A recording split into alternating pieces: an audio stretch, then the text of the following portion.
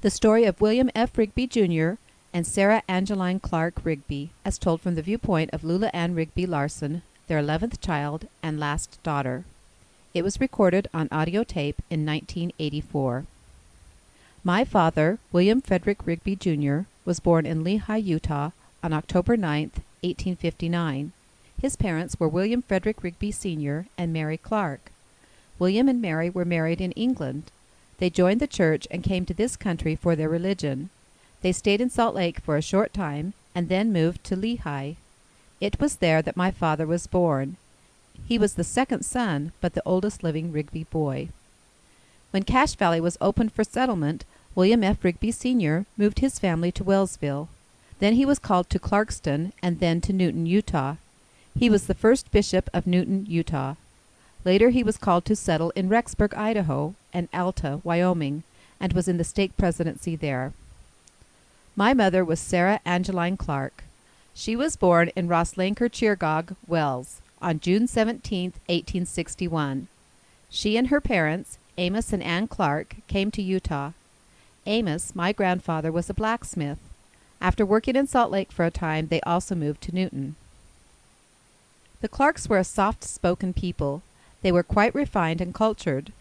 The Rigbys were more dynamic and energetic. They were more forceful in their speech and more prominent. The Clarkes were a more retiring type of people. My parents, Will and Sarah, were married on April 28, 1881, in the Endowment House in Salt Lake. The Logan Temple was not finished yet.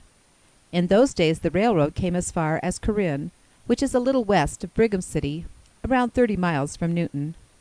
The Rigbys took Will and Sarah to Corinne, and they caught the train to Salt Lake, where they were married. The Clarkes were to take a team to meet them on the way back. Sarah's mother, Ann Clarke, and her brother drove the white-top buggy to Corinne. When they got there, they found the train had a washout along the track. They were delayed one day, but some kind people in Corinne took Grandma Clarke and Sarah's brother in for the night. The next day the train came in with Will and Sarah on it. Then Sarah helped to clean the chickens and prepare a wedding dinner. When Grandfather William F. Rigby, Sr. met them, before he even congratulated or wished them happiness, he made this statement: "Son, you've wasted too much time." It showed how practical people were in those days. To get married was common, but wasting time was not common. Grandfather Rigby was very staunch in the church. He had a lot of sons and was desirous that each feel a mission. Even though as missionaries they didn't use much money, Grandfather could not afford to keep Will out. Thus it happened my father was married before he served his mission. Will helped on the farm while other brothers went on their missions. Will and Sarah's first child, Willie, was born on the first wedding anniversary in 1882. In 1883, Will was called on a mission to the southern states. In those days there was a lot of persecution going on in the southern states. He and his companion were in a little one-room schoolhouse in Georgia. Through the Holy Spirit, they were warned that the mob was coming after them. One missionary had already been killed in the southern states at that time. From this morning they escaped out through a back door and ran through the woods. During their running they were separated. The dogs and the mob were after them. Will said he ran until he was so exhausted that he dropped down before a fallen tree. He laid very quiet. He could hear the dogs and the mob coming. He said he was protected, as the mobs and the dogs jumped over the very log that he was laying by. His companion, miraculously, was saved the same way. There they stayed all night. The next morning, when the daylight came, things were quiet. They started wandering back, and they met together again. Will left for his mission in the spring of 1883. That fall, when little Willie was 18 months old, he had what they called cholera infantum. We would call it diarrhea, or perhaps dehydration nowadays. He passed away. My mother was expecting her second child, and in December a little girl, Persis, was born. Father was only out for 1 year. When he came back in 1884, his little son had been buried and his little daughter born. Those were hard times for Sarah while Will was gone. She milked a cow and had some chickens. She made butter and sold eggs to support herself. She would try to send a few dollars to Will, but the missionaries mainly went without purse or scrip.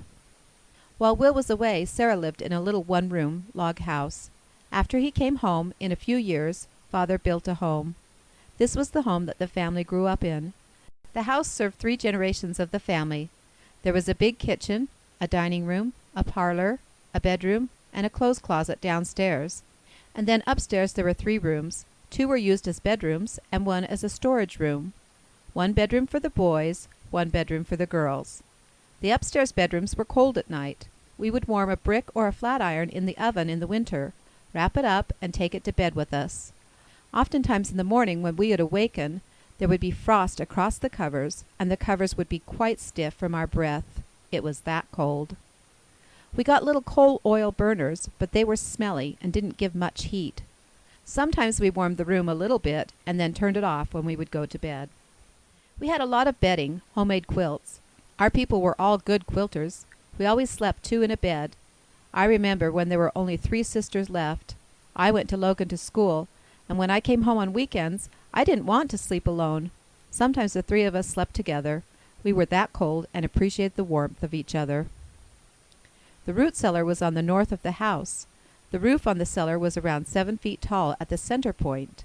When we looked out of the north window in the dining room, all we saw was the cellar. The roof slanted to the north and south, clear to the ground. It was 4 or 5 feet in the ground, and then a pointed roof. It had an entrance to the west, and you went down some steps into the cellar. It was about 8 by 12 feet. I was 10 or 12 when it was taken down. What a lot of fun we had playing ante-I over. The cellar was high enough that 1 set of kids on each side couldn't see the other set as we tossed our ball over. We liked to run up the cellar roof and see how far we could go on the slick shingles. If older folks caught us, they told us to stop, as it was hard on the shingles. We had 2 stoves, 1 in the parlor and 1 in the dining room, and then we had the big kitchen range. There was a crowd of us to sit down to eat. We were hearty eaters. My mother, Sarah, would make cake in the great big drippers. My brothers would tease her and say, "Mother makes cake by the yard." She would smile and say, "I need to make it by the mile." I can still see those big drippers with 4 loaves of bread on each side, making 8 loaves of bread. It filled the whole big oven. The children of Will and Sarah were Willie, Persis, Letty, Ora, Sam, Edith, Dave, Rulon, Arpa, Amos, Lula, and Ray. Will was tall and dark. He was very straight. He had an English sharp nose and I think brown eyes. I would have to take this from hearsay because I don't remember. He was rather lean or thin. He was not a heavy-set man. For his schooling he attended the Newton School. He could write and could read. He was quite a businessman with farm work and such. Farming was basically his occupation. He took up a lot of land south of Cache Junction, 2 miles from Newton. He was quite in debt for the land. He did a little well digging.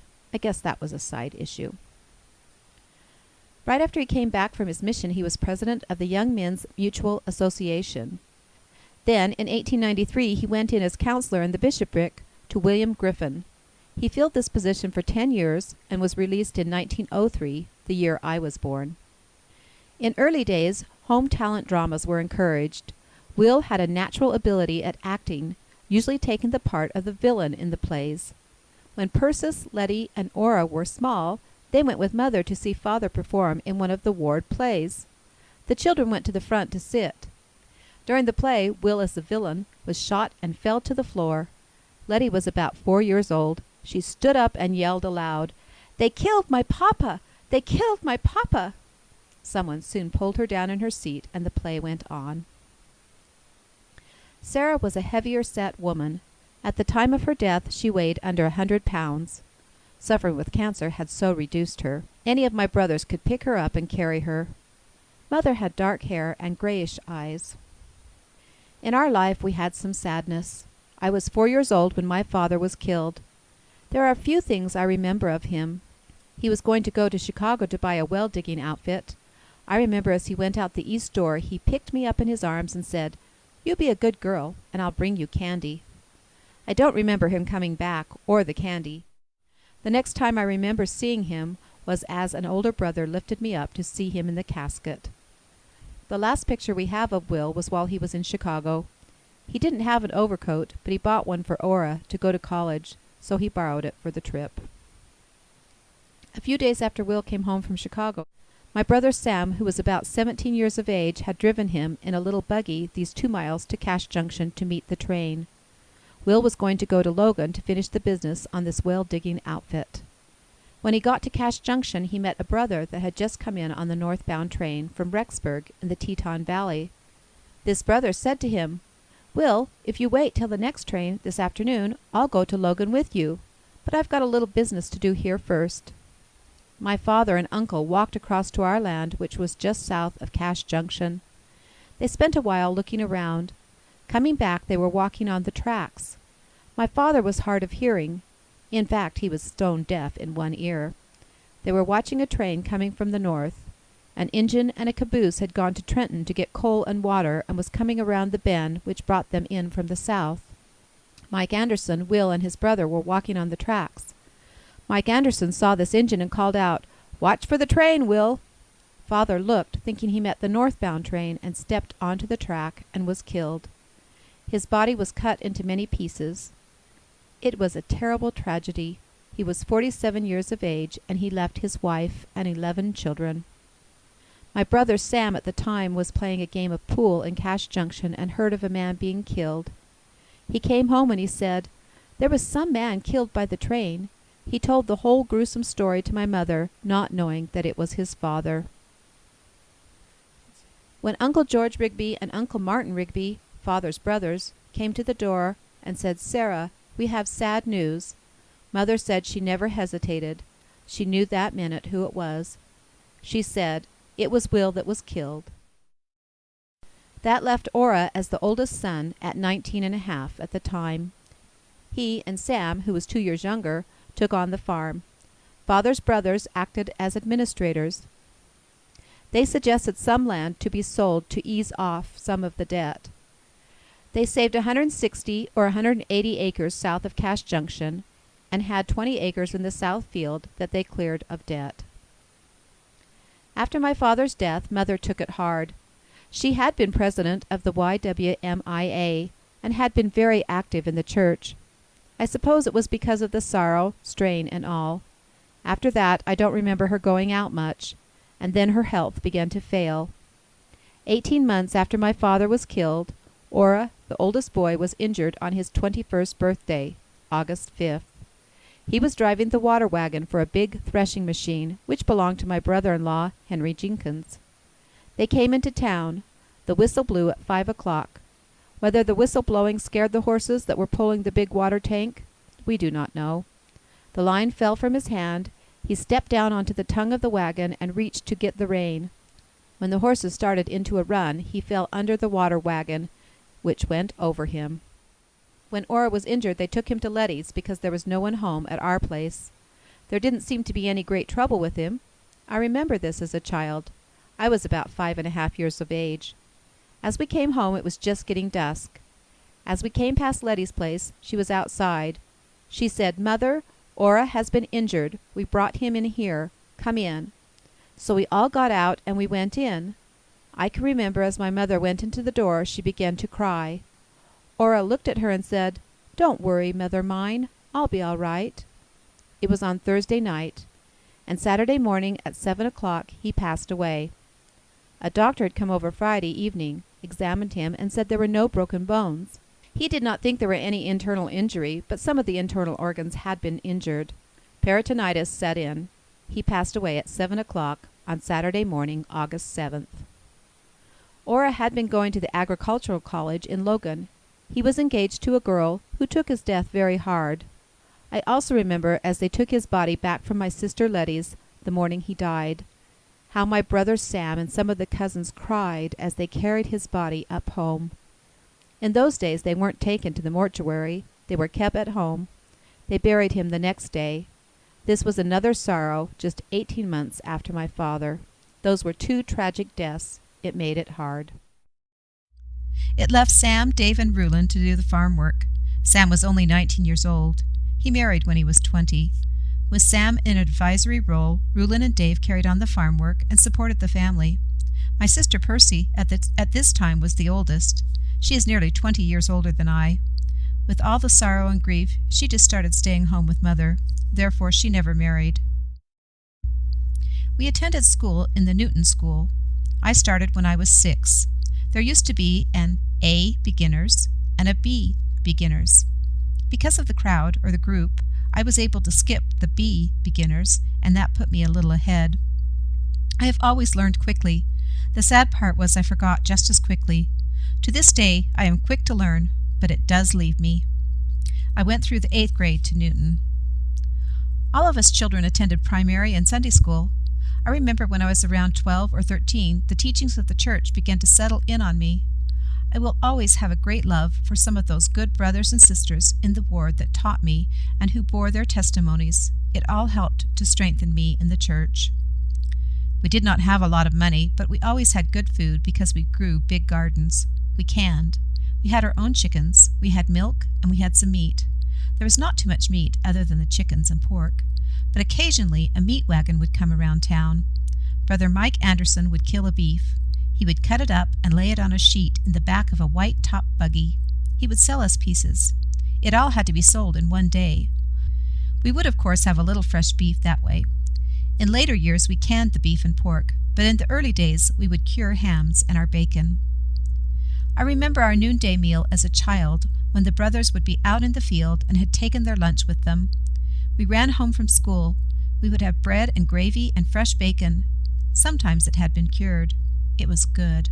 We always had homemade ketchup, and we liked to put it on. I still kind of long for that lunch meal. Then at night we would have our vegetables, our meat, and a dessert then. It was fresh pork sometimes, but more often it had been cured. It was quite a thing, the killing of the pork. They were huge.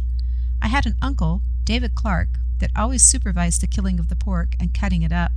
It was a job as we cured it away. It became our main meat. We ate mainly what we grew. We had a big cellar, and carrots and potatoes and everything were put there. They took the wheat in from the farm, and we would get flour. The flour was stored in a storage room upstairs and put on top of barrels with boards over it so the mice couldn't get to it. We bought things in bulk a lot. When a peddler would come from Brigham with peaches, tomatoes, and pears, oh, what a time! For a week we were trying to get that fruit canned and put up. It was quite a thing with hundreds of quarts. We had great big 3-gallon crocks filled with jam. We didn't put it in bottles, and it wasn't sealed. We had peach jam, raspberry jam, and gooseberry jam. And then we'd use it for lunch or snack. Sometimes for supper, if we had cooked dinner at noon, we would have bread and milk and a big dish of that jam. Oftentimes we would have some cheese. That was very delightful because it was something we grew up on. It was understood on Sunday morning that a big kettle of beans was put on the stove. There were monstrous rice puddings put in the oven. Both of them were cooked slow and long. That rice pudding was so creamy. It was just as creamy as ice cream. That way we felt that anyone could come and eat when they wanted. Doors were opened and meals were given to anyone that came in with their pails. They were all welcome there. At Thanksgiving time and Christmas, we would roast 8 chickens in a large dripper. They were just little old farm chickens. There weren't big meat chickens. They produced eggs for us, and then we'd kill them for meat. I can still see those 8 chickens, 4 on each side in the dripper, and roasted. We would all be home for Thanksgiving dinner. My sister Percy made the most delicious pie you could ever eat. It was mainly apple pie in those days, as we had our own apples. She would make as many as 12 or 14 pies. We would have a big dinner, and then we would eat again at supper. In those days, Newton always had a Thanksgiving dance and a Christmas dance. We would all go to the dance and come home and sit and eat cold chicken and eat more pie after. We enjoyed it. It was nice. In my younger days, there were several of the older ones married who had children. Mother and our sister Percy would babysit. They would all come back after the dance and eat and pick up their children and go to their own homes. I can remember at the dance my older brothers taking me out when I was about 13 or 14 onto the floor and trying to teach me to dance. They would say, "Don't look down at your feet." I felt I had to watch to see where my feet were going. We had good times. We were all appointed chores. As we grew, we graduated in chores. My younger brother, Ray, and I always felt we were sort of picked on because there were no younger ones to pass getting the coal and the wood. Each one would have that chore until they graduated from it, and it went to the younger one. We always had a sleigh in the winter time and a little red wagon in the summer. We would go to the coal bin, fill the big buckets, put them in a sleigh or a wagon, and pull them to the house. Then the older brothers would carry them to the house. We had to chop and pick up the kindling. We would chop a little wood to start the fires, but we used coal. Coal in those days would have been about $4 to $6 a ton. We sat around in the winter time and popped corn on the big old range. We would have the oven door down. Some of us liked to put our feet by the door. We sang. Sometimes we would go into the parlor. We had an organ there. None of us learned to play. Mother had a beautiful alto voice. She could play a little on the organ, I think mainly by ear. She played the Sunday school songs. We would sing and just enjoy that. Also in the parlor we had a beautiful bookcase that held 2 photo books. One was red and the other was green. Also there were beautiful pictures that showed Sarah's devotion to her church. Grandfather Amos was a great musician. He led the choir in Newton for 40 years.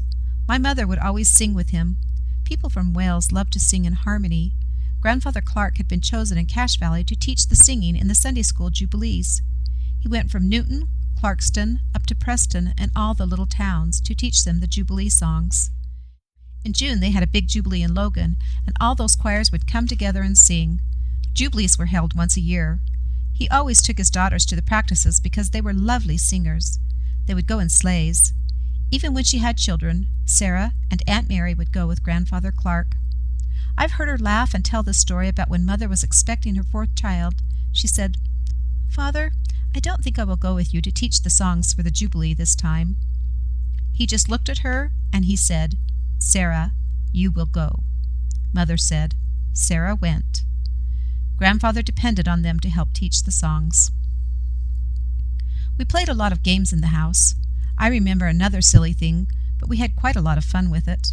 We would beat time and then let the others guess what song we were thinking of. That was surprising, but how it trained us in the church songs. It was mainly church songs, of course, that we sang. We used to put a little piece of tissue paper over a comb and enjoyed playing the tunes that way. We just had good times. Music was a great part of our life because we grew up with the Welsh love of music. My grandfather Clarke published a song, "Hark the Children Sweetly Sing." It was in the old brown Sunday school songbook. We never got together with the Clarkes, but he would sit at the organ and play. He would have us sing that song. He used to drill us well so that we put expression into it. We enjoyed it. Sarah's sister Mary married Will's brother George. Our backyards joined each other. Aunt Mary had 14 children. Mother had 12. We were at home in each other's houses. To this day, those cousins are almost like brothers and sisters because we enjoyed each other so much. I remember as we came home from school, we would be hungry. We would have a big slice of homemade bread. In those days, we put our milk in big pans. The cream would rise to the top, and it would be thick. How we liked to take that slice of bread and put that rich layer of cream on top and sprinkle on sugar. It was delicious. I still get homesick for that. Sarah churned butter and used to sell her butter. People in town would request that they get Sarah Rigby's butter because they had used it year after year and liked it. I guess some people would request other people's butter too. I know Mother's butter at the store always had customers. It would be put aside for certain people when they came. Butter was also used to pay tithing. After we had churned the butter with the old churn, Mother liked to use some of the buttermilk to put over potatoes. She tried to encourage us to eat it, but none of us wanted to. But nowadays, buttermilk or sour cream is a great choice covering for potatoes, but we did not know it at that time. We would go to the store, take our eggs, and get some groceries. Mother would always let us have 1 egg to spend for a little candy. That was a treat when we got some penny candy. Tithing was paid with eggs also. We had a small glass pitcher in which we kept folded receipts. There were receipts for Bishop's Storehouse and Community Affairs. My mother would also sew. She would make most of our clothes. All her life she made garments for her father. In the early days of the church, everyone made their own garments. They were made out of unbleached muslin. The pattern had been approved by the church. Even after Mother was very ill, Grandfather Clarke wanted her to make his garments. Grandmother said, "Amos, Sarah is too ill to make your garments." And he said, "No, Sarah will make them." And so Sarah did. She made his garments all of her mature life. In the early days, maybe she made her own, but before she died, she was wearing store-bought garments. Grandpa still liked them homemade, however. About clothes, Mother used to say, "We can't all be dressed in silks and satins, but we can be neat and clean." The dress at that time was a waist, meaning blouse, and dark skirt. On top of this dark skirt, they always wore a waist apron. It was long. It came down below their knees. They took pride in their aprons. They had a little more color and a little more design in them than the skirts did. Mother always urged us to get our work done in the morning so we could clean up by noon. When we cleaned up at noon, or especially when the women did, they put on a clean apron. In that clean apron they felt rather dressed up for the afternoon. They used some of the older aprons in the morning to do the dirty work. Then in the afternoon they had this nicer apron. It wasn't exactly fancy. It was made of calico, but it was clean, a little brighter, and a nicer color. If I remember correctly, the skirts were made of a linsey. It was a softer material, and it gathered very pretty around the waist. It wasn't a harsh or a hard material. I don't know if linsey had any wool in it or not.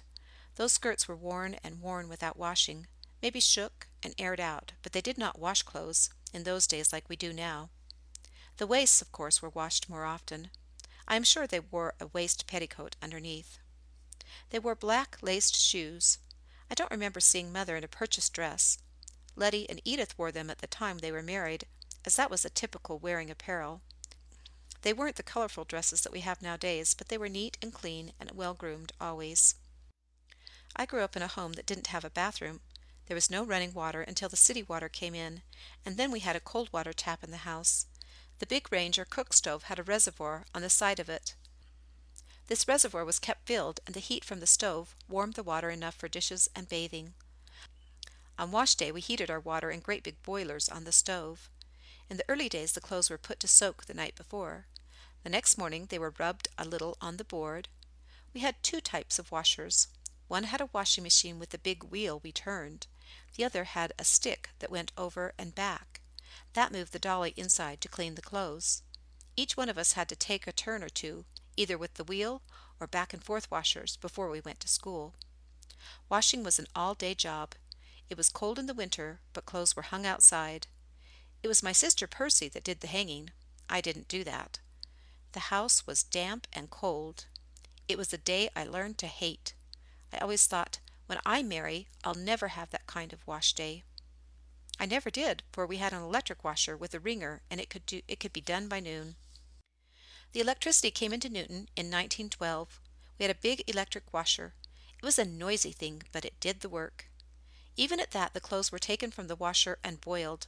They were put on the stove in the boiler of water and boiled good. They were taken out and rinsed in one clear water and then in a bluing water. It gave them a little bluish cast.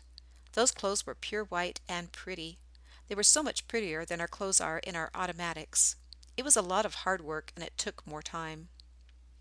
We ironed with the old irons from the stove. We had to have a fire to heat the irons. My sister Percy ironed beautifully. I can remember the petticoats and dresses I put on. They were so lovely, and such a pride I took in wearing them. She ironed things until they shone. In the summer, to have a big fire to heat the irons really made it hot. In the winter time, we didn't mind it. In 1918, Amos and I graduated from the 8th grade. We were at war. It was the First World War at that time. Our graduating exercises all pertained to the war. I was asked to give a talk in the graduating exercises on what the American boy and girl could do to help win the war. I remember that distinctly. For graduation, I had a midi blouse and a big white pleated skirt.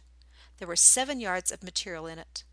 My brother Dave paid $8, an unheard of price for a pair of white buck shoes that came halfway up my leg. They were very stylish. I had wanted a big gold bracelet so badly for a graduation present, because 1 or 2 of my friends were getting one and I wanted to be like them. My mother said, "That is one thing you do not need. You appreciate the shoes your brother gave you. Don't worry about that bracelet." But my sister Letty had a big gold bracelet that she let me wear the night of graduation, so I felt pretty good about it. Then my mother, Sarah, died in 1919 at the age of 58 after suffering torturously with cancer. My sister Percy carried on her home life and acted as a mother for those who weren't married. This dresser was in the bedroom for Will and Sarah. It remained there for Aunt Percy. Before Mother died, my sister Edith was married and living in Bancroft, Idaho. For the first year of high school, I went there. I have never been so homesick in all my life. It was the first time I have ever been away from home. My sister Edith, her husband Walter, and their 3 little children were just grand to me. They did everything they could, but I was homesick. I remember the joy of going back home. It seemed so good to go there for Christmas, and I rather hated to go back to Bancroft after the holidays. But I went back. I finished the first year of high school in Bancroft. The last months of Mother's life I was in Bancroft, going to high school. Edith, Walt, the children, and I went to Newton for Grandma Clark's funeral, December 19th, and stayed for the Christmas holidays. Rule was mustered out of the army while we were home. The night before we were to go back to Bancroft, we were all having supper. Mother had come to the table. We sat visiting around the table after the meal was over. Mother was so weak and shaky and said she wanted to go back to bed, but she looked at Edith and said, "Edith, if anything happens here, don't let Lou come home alone on that train." That was the last thing she said as she went to bed. We left early by train the next morning. The first part of April 1919, Amos came to Bancroft to help Walt on the farm. He seemed very blue and told me if I wanted to see Mother alive, I'd better go home. I told Edith I wanted to go home as Amos thought Mother was dying. Edith reminded me what Mother had said about my traveling alone. Edith said if I would wait until she washed and ironed, she would go with me. Mother had such great fear of young girls traveling alone, as so many were abducted into white slavery. We got to Newton in the evening of April 8th. I went into the bedroom. Mother seemed in a coma almost, but rallied as I spoke. I said, "Ma, I'm home." She had a hard time to focus on me and said, Who are you?" I answered, "Lula." She said, "Lula Griffin?" I should have said Lou, as that was what I was called. She was confused with my cousin, Lula Griffith. Edith and I knew she recognized we were there. Around 2 or 3 o'clock in the morning, April 10th, she passed away. Alonzo Lindquist, the mortician, came from Logan and prepared the body. During the day, many relatives called. I was crying when Aunt Delia Clarke came. She said to me, "Lula, look at the peaceful look on your mother's face. You wouldn't be selfish enough to want her to come back to suffering." I have thought of that many times. She was wise in explaining death to me that way. Grandfather Amos Clarke had died in February 1918, the year before Mother died. During the next months, the granddaughters took turns staying a week at a time with Grandmother. I had my turn also. I was 15. One night as we knelt in prayer, Grandma prayed that Sarah could be relieved of her suffering and be called home. After we stood up, Grandma could see I was upset. I couldn't conceive of anyone praying for a person to die. Grandma said, "It would be so much better if your mother didn't have to suffer. I would be so much happier if I knew she'd been called home than to be suffering like she is." That was a great lesson I learned. Grandma died in December 1918 and Mother in April 1919, so Grandma's prayer was answered and Mother was relieved of her suffering. James was my brother Sam's son. He would have been 2 in September. It was strange, but about one of the last coherent things my mother spoke was about James, her grandson. Frances had him on her lap by Mother's bed. Mother looked at him and said, "What a beautiful baby." He was a beautiful child. When James died at 9 years old, Frances said he sat up in bed and said, "Grandma, Grandma." She always said, "Your mother came for James." But how would James know Mother, as he was only 1 3/4 years old at her death, and wouldn't have remembered her? This has puzzled me, but we know those dead do greet those going. Perhaps James had that quickening of the mind we are told can come to us in the hereafter. Mother died when she was 58 years old. After I finished the first year in high school, I went to Brigham Young College in Logan. By doubling up, I was able to do 5 years' work in 4. During the year in Bancroft, I was only able to take 4 credits, so it really meant I did about 4 years' work in 3 at the Brigham Young College. I graduated in 1922 with a first-year certificate for teaching. My sister Orpah had been teaching in Newton these years, and then she got married. As she left that spring, I went in the fall and took her school. I taught the 3rd, 4th, and 5th grade for 1 year. During that first year of my teaching, they remodeled the Newton schoolhouse. All year we had pounding and a lot of noise. My room was so crowded, I had 40 students, if you can imagine. I was a new teacher and 19 and a half years old. I always felt that I didn't do the best I could that year. Under the circumstances, I guess I did as much as anyone could have done. My mother, Sarah, had been president of the Young Ladies' Organization in the Newton Ward. Not much detail do we remember, but in 1923 or in 1924, when Orpah was president of the Young Ladies and I was their secretary, we found a book of minutes containing her name. It was after I came home to teach and Orpah was married. In the cupboard there on the stand in the old church house were some records.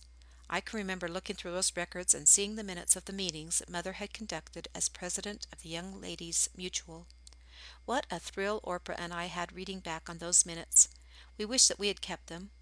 What became of those old records, I do not know, but I do remember the thrill we got out of seeing evidence that Mother was the president of the Young Ladies. Mother had taught and taken part in church and done a lot of singing.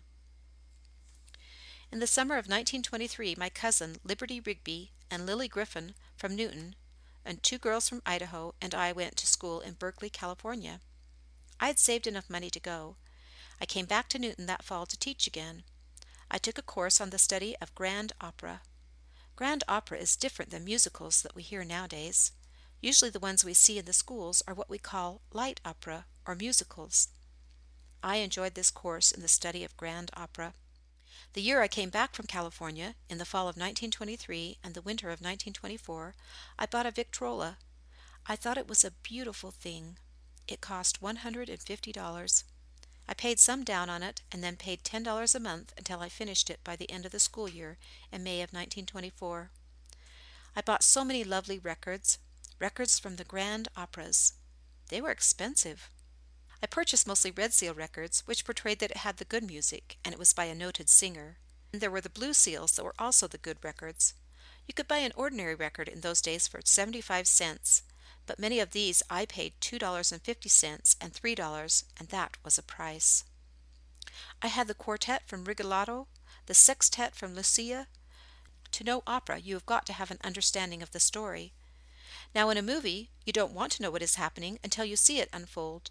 But with grand opera, you need to know what the story is, or you do not get the meaning of it, because it is all sung in Italian. That winter we moved the Victrola into the old kitchen because that was where we had the heat, and where we pretty well lived and sat in the evenings. As I played these records, I remember Amos saying, "What is all that noise? It sounds like they are fighting." Little by little I acquainted him and Ray and Percy with the stories of the opera. They learned to enjoy them like I did. I know Percy played that Victrola a great deal while she was there alone. The rest of us were working or at school. I had learned the value of different singers, and we so enjoyed Caruso. I could recognize his voice. And then, in a lighter mood, I liked Sir Henry Lauder, who was the Scotchman who sang "In the Gloaming." I also had other popular songs, too, like "3 o'clock in the Morning." Now I have said that when we were younger we sang the church songs, and that was true. When Rule and Dave matured and were going out to dances, they would hear all the popular music, and you could buy a sheet of popular music for 25 or 30 cents. We had all of those. At the time of World War I, we had so many of the war songs, and then when Vernon came home from his mission he brought 2 beautiful romantic songs of the Spanish, and that was La Goladrina, meaning the swallow, and La Paloma, meaning the dove. They are such beautiful songs. I enjoyed those so much too. The Victrola was a great comfort and joy to us. We all enjoyed it. I taught our Gleaner class in the MIA Music Appreciation, and brought the girls of our Gleaner class down home and told them the stories. When I taught school, I taught appreciation to the children, and they learned to enjoy these good records. Not so much of the grand opera, but a little better class than they were used to hearing. Years later, after I was married and had 2 or 3 children, one day I was in the post office in Newton. I met Nolan Griffin, that I had taught back in the grades many years before. He said to me, "You know, I still enjoy the good records that you taught us to appreciate." So that was quite a joy to me. When we were dating, Vernon knew that I enjoyed the operas. Many years ago, the AC, Agricultural College, used to have a traveling group that came through that produced those grand operas in the old Capitol Theater in Logan. The students, Vernon was a student at the AC, had a Lyceum card, and they could go to these if they sat in the balcony. If they wanted to sit down on the main floor, they had to pay extra money. but with the opera you could do just as well up in the balcony. And he made an effort to make sure that I got over there to see those. I tried to tell him the story, and I think that he quite enjoyed it. But I want to say what a thrill one night when we were listening to one of those operas. It was Bohemian Girl. As I heard them sing, I dreamt that I dwelt in marble halls. It gave me such a thrill because I had heard my mother sing that to us as a common song around the house. So my mother must have known some of the classical music. However, as a child we didn't recognize it. Still, I remember the thrill I got that night, and I said to Vernon, "Why, I was raised on that song. I dreamt that I dwelt in marble halls with vessels and slaves at my side." It was a beautiful piece, and I can remember being so happy to hear it, and to know that it came from this opera, The Bohemian Girl. When Father's land was divided, we each had about 20 acres. It was unusual for that time for a female to inherit land, but that is the way our family did this. Our brother Dave farmed it for those that didn't have a farm. I went to summer school for a couple of months at the AC until I had enough credit, equal to 2 years of college. I taught school in Newton for 6 years. During that time, Vernon was on his mission and finishing school. We lived a half a block apart all our lives. We'd gone to the same school and belonged to the same crowds. We enjoyed each other's company, and we married June 7th, 1928. This is a picture of me in an heirloom dress. We know it is over 100 years old. It is one of the family's antiques. The first Sarah that owned this dress was born in 1818 in Wales. She was a half-sister to Grandfather Amos Clarke. Grandpa's half-sister Sarah sent 2 dresses to Mother, as she was her namesake. I imagine the dress could have been made when Sarah, the one in Wales, was more in the prime of her life, maybe sometime in the 1850s or so. She died at 70, so I think she had the dress when she was 30 or 40 years old, as it was more like an evening dress. I wore it at a costume ball at the Brigham Young College in 1921. In 1947, the church was celebrating the 100 years of the pioneers entering Utah. I wore it to the celebration on July 24th, which was held in Zurich Park, near Harlem, Montana. I also wore it last fall when I was asked to ride in the Manti Parade. I want to tell a little bit about the members of our family. Time won't permit to tell of the many accomplishments of each, so I will tell a few of the unusual things in their lives. My parents, Will and Sarah, had 12 children. The first child was William Frederick Rigby III. At this time, Grandfather Rigby and my father were both living, so the baby Willie was the third. Willie was 10 months old when Father left for his mission. He was a healthy baby, but when he was 18 months old, he died. Sarah Persis came next. Percy was born when Father was on his mission. She took a lot of responsibility of the family, she being the oldest. Perce went to the dances as a young girl and had lots of boyfriends like the rest, but when Father was killed, she started staying home and helping more and more. So she never married. She had a lovely singing voice. She and her cousin, Mebby Jenkins, used to sing around a lot in the valley. And then after Father's and Ora's death, she quit singing. I grew up and had never heard her sing, even though I heard my brothers and sisters talk about her singing. The day I was married, Perce went to the temple to receive her endowments. That was the first time I heard her sing. After that, she always sang in the church meetings. Percy was a good cook and an immaculate housekeeper.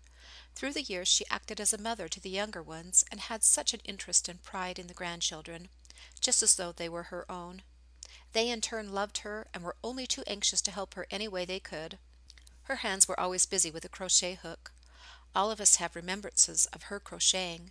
She had the ability of keeping the family together, acting as matriarch. She had been a visiting teacher for years and years and captain of the William F. Rigby Camp of Daughters of Utah Pioneers. Percy died at 84 years of age. Letty Elizabeth was the third child. She married Henry Jenkins. She was a very aristocratic-looking woman, tall, well-built. She was always so well-dressed. She had 6 children. They lived in Newton all their lives. She was the Relief Society president and a hard worker. About the time Letty was Relief Society president, the church welfare programs were started. The sisters in the ward were asked to grow corn one year, maybe beans the next, and so on. When harvest time came, they were to pick and prepare the produce for the cannery. They spent hours at the cannery, sometimes until midnight. Often Letty took turns with each group in the ward, putting in more time than any of the sisters. Zena Peterson said, We'll never have a better Relief Society president than Letty. No matter how dirty the work or how long it takes to do it, she is there. She never asks a sister to do anything she wouldn't do herself. Letty had great empathy toward those in trouble. In her early life, she taught classes in primary and Sunday school and faithfully attended church meetings. All her life, she sang in the choir. Throughout her life, she was a devoted sister and companion to Percy. Her husband Henry was away several weeks each spring shearing sheep, then again in the fall with the threshing wheat. This placed full responsibility of the family on Letty. Letty worked fast and was a good organizer, which gave the impression she was never swamped with work. All was under control. George Ora was the next child. Being the oldest living boy, responsibility of helping on the farm was placed on him.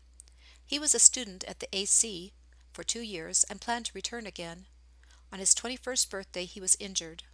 Ora was a pleasant, outgoing young man. He had so many friends to mourn his passing. He and Sam were great pals. Sam's son, Mariner, resembles Ora more than any other in the family. Then came my brother Sam, Samuel Mariner. When he was 20, he married Frances Cooley. When he was at the age of 34, he met with an accident. The year was 1923. There was no snow in December that year, but it had rained and the ground was frozen. There were no paved roads and every road was full of frozen ruts. Sam worked as an engine watchman for the Union Pacific Railroad at Cache Junction, his shift being until midnight. Coming home after midnight, something came loose on the harness of the horse, so he stepped out of the buggy to fix it. He stepped in a frozen rut and turned his ankle, breaking all the bones in his ankle with the bones protruding through the flesh and the skin. There was no chance of anyone coming to help, so he crawled to the home of his cousin, Moses Rigby, half a block away for help. After 3 months in the Logan Hospital, he was taken to the LDS Hospital in Salt Lake City. Dr. Landenberger was so anxious to save the leg that he removed the ankle bone first. Sam spent a year and a half in the hospital. He was told by all his physicians that if he hadn't lived a clean life, he would have died from the infection he had. The doctor saved his foot, but every step he took was painful, yet he never complained. Although somewhat crippled, he supported his family and acted as an advisor to his younger brothers in regards to the family farm and conditions. He loved people and showed interest in them. In his way, he was a great philosopher. He and Frances had 5 children. He died at age 88. Edith Viola was the 6th child. She married when she was 18. We always teased her and said, "Don't you regret being married so young?"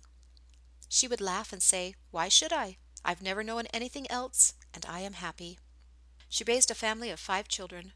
Once in the Mother's Day program in Newton, she was the youngest grandmother at age 36 years of age. She married Walter Cooley. He was half-brother to Frances, who married Sam. They lived in Bancroft, Idaho for many years and homesteaded there and then moved back to Newton. Edith was an exceptionally good cook. She was a counselor in the Relief Society. She quilted and did much handwork and a lot of genealogy. It was she that collected pictures, life stories, and saw to the printing of the lovely sheets that we have for our books of remembrance. She lived 90 years. Then came David Leroy. Dave was the farmer of the family. After Father and Ora's death and Sam was married, the responsibility of the farm went to Dave. I think Dave would have been around 15 when he and Rule took on the farm. I was born on Dave's 9th birthday. It was understood Dave was to receive skates for his birthday. In the excitement of the new baby, the skates were forgotten. After the baby came, Father said, "Well, son, you have a new sister as a birthday present." Dave answered, "I didn't want a sister. I wanted skates." I don't think that a kinder man ever lived than Dave. He wasn't a man to say much. He was quiet, but he also saw what was going on and could tell when anyone needed help. It was always understood around Newton that he had dug many, many graves. He was that type to help. In those days they had to go for a doctor, at least to Smithfield or on to Logan. There were no cars. Dave would hitch up his team and go. Anyone needing a doctor would call on him. He lived in Newton all his life. He worked on the railroad a short time, but he didn't like it, and he went back to farming. He married Florence Merrill from Richmond. They had 3 children. He lived 74 years. The next brother was Reuben Robert. Rule had worked hard with Dave as a young fellow, but he was allergic to so many things. He had hay fever all his life, so he had to give up on farming. He took a quarter at the college in business and started out working in the bank in Cache Junction as a cashier. He worked there for several years, and then he went to Idaho Falls to work in a bank, and he was county assessor for several years, and then he went into business for himself and worked in potatoes and had a potato warehouse. Rule inherited his father's ability at acting. As a young man, he took part in all the home talent dramas. With an artificial mustache, he looked the part of a villain, the part he usually took. However, he could take the part of the lover equally well. He married Vida Merrill, a cousin to Dave's wife. They had 3 children.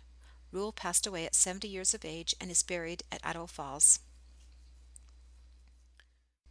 Arpa Fendeline was the 9th child. She lived 80 years. She went to high school at South Cache and finished at the Brigham Young College in Logan, and then she started teaching in Newton. By taking extra courses through the years, she graduated from the AC. She was the one of us to receive a college degree. She married Canute Fabricius. The doctors had told her that she would never have any children. I went with her to have our patriarchal blessings. Uncle William Griffin, the patriarch, mentioned to her that she would be a mother in Zion. After the blessing, she said, "Uncle William, you promised me that I would be a mother, but the doctors told me that I would never have any children." Uncle William said, "If I told you that you would have children, then you will have children." She had 3 children. After Rodney was in school, she went back to teaching.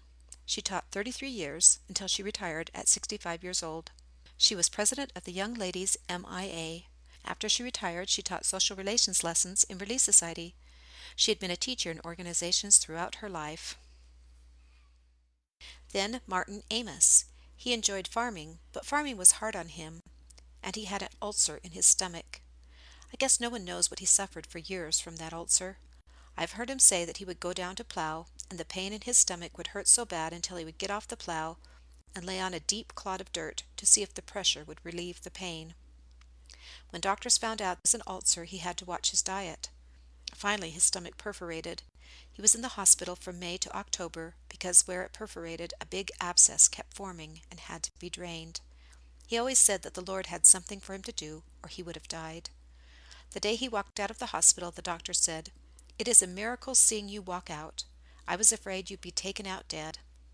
Through all his suffering, he had a keen sense of humor, and people enjoyed being around him.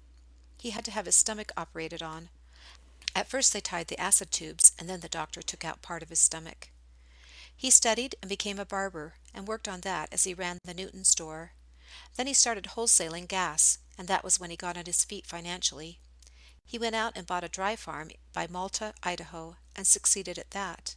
He married Cora Archibald. They had 4 children. Amos was a great student of the Scriptures and fulfilled the purpose the Lord had for him to do. He died at 82 years of age. I am Lula Ann. I married Vernon Joseph Larsen.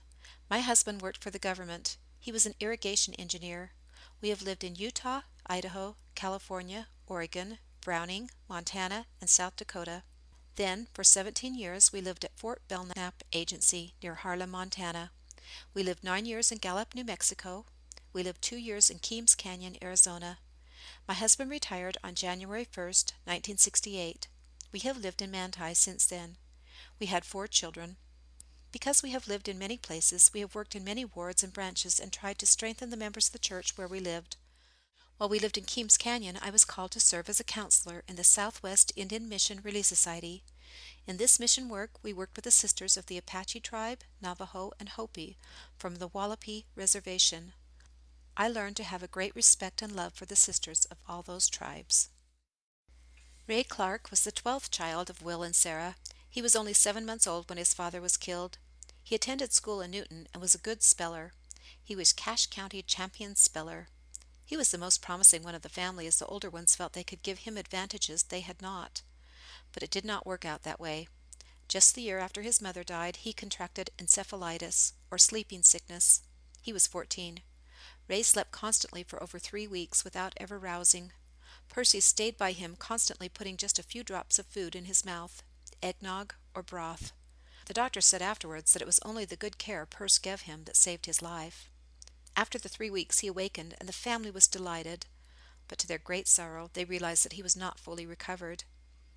In the following years the family took him for consultations with many doctors throughout the state, and even wrote to the Mayo Clinic.